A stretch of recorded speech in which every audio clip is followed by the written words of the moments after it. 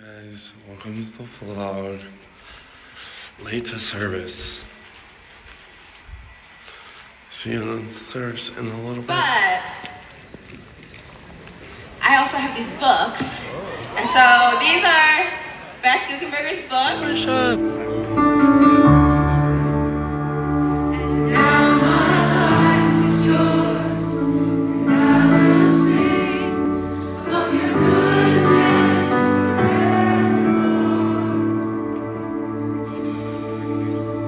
Worthy is your name, Jesus.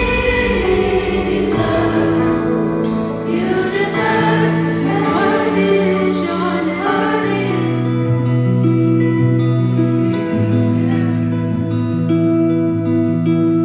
So I throw my hands, praise you again and again.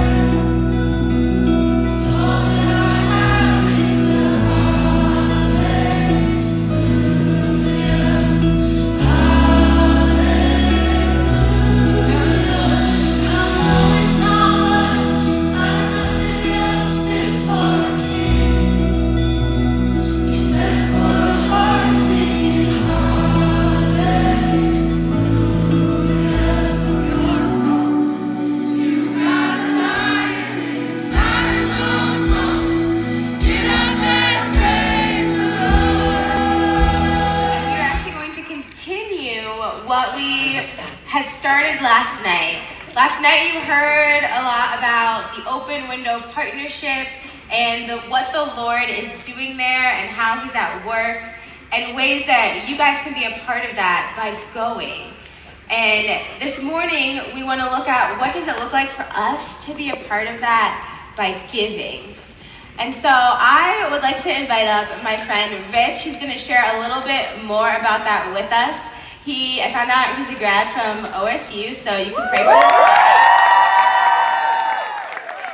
And we're going to get to hear from Rich as he explains more about what does it look like for us to be a Incredible love for Jesus.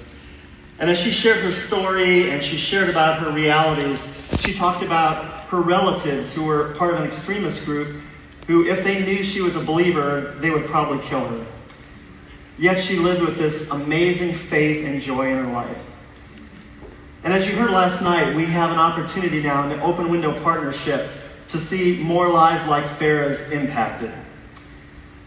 We have an opportunity to partner with our crew partners in that part of the world, to stand with them, to join in the work that God's doing there, and have an opportunity to talk with students who many have never even heard of Jesus, but yet most of them.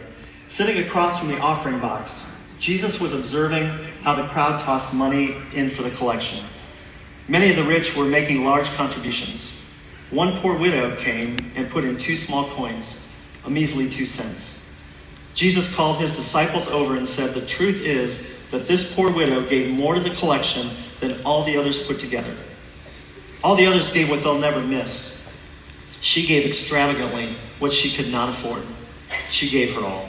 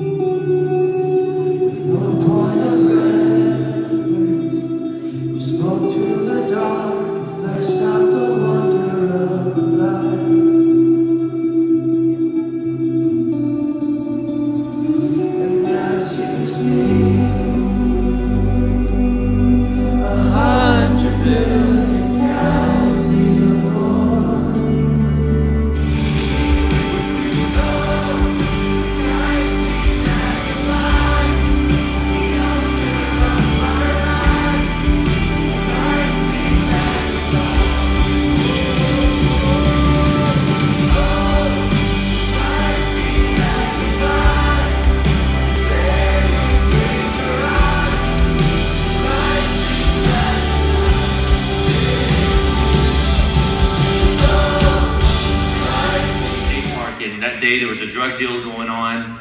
An Uber driver hits a person walking and a knife fight ensues. And in the middle of the skate park, my friend George, who's only a 2-month-old Christian, he goes to share his faith for the first time. He goes and evangelizes.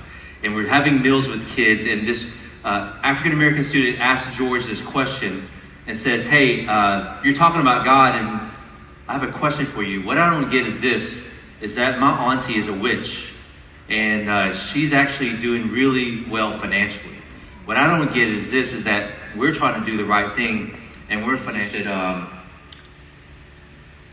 couple weeks ago, he said that he was on some shrooms, and he felt like he was dying, like he was going to overdose.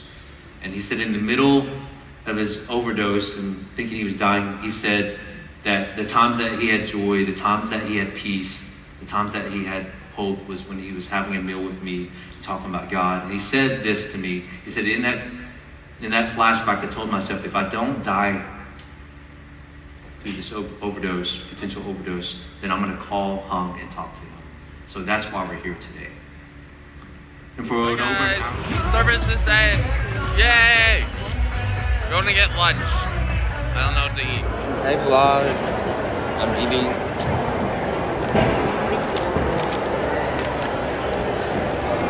This A&W.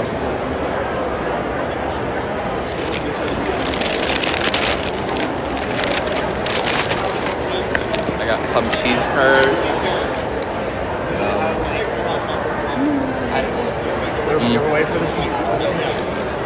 I'm eating lunch right now.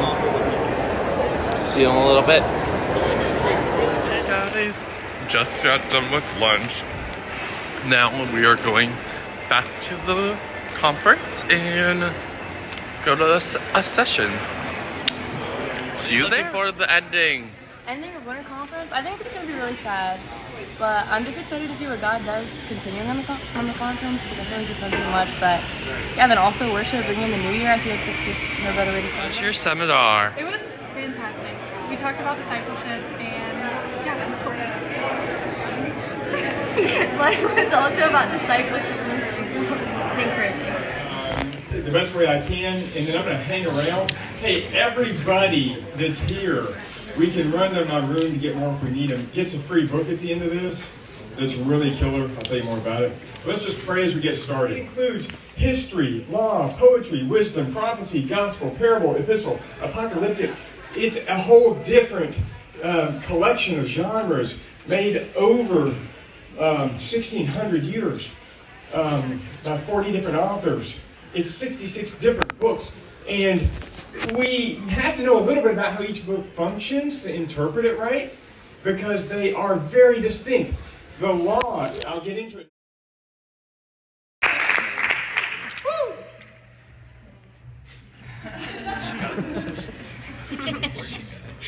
Hey guys, if we haven't met, I'm Ayanda. I'm a third year, and I'm on off-campus Greek crew, so that's probably why some of you have never seen me before. But yeah, this is my third year in crew.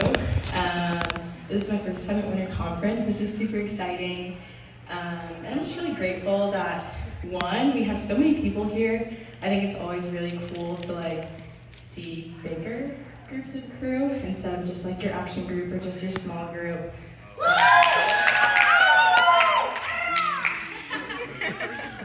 I'm a second year, and I just wanted to share how coming into winter conference, I felt so much fear and guilt. I didn't think I would cry, but people in my car know. And so while I love ministry and worship, I don't feel called to go into ministry. I've always felt called to follow Jesus in healing people in healthcare or public health, and I've just always struggled with the idea of how am I supposed to combine spreading good news and also serving people, and where's that line when you have a career?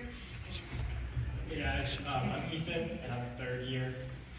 So kind of what I want to talk about, it's not really winter conference specific, but this is actually only my second semester living in Ohio State, and I came back after 3 semesters of not living here, and kind of like jumping back into crew. You know, like I had to study my freshman year and got along with all my guys, really liked them, and just felt like I bonded well. And then I've been gone now for 3 semesters, and you know, I came back not really knowing what it was going to look like, not really knowing if I was going to like make friends well again, or what am I really going to be doing. And I'm blessed to live in a house with like 3 of my best friends now, and it's like we just have a blast. And I feel like that's flowed so much into just getting more involved in crew again, and like getting back into it has just been such a blessing. Dinner time. I'm having double mac and cheese.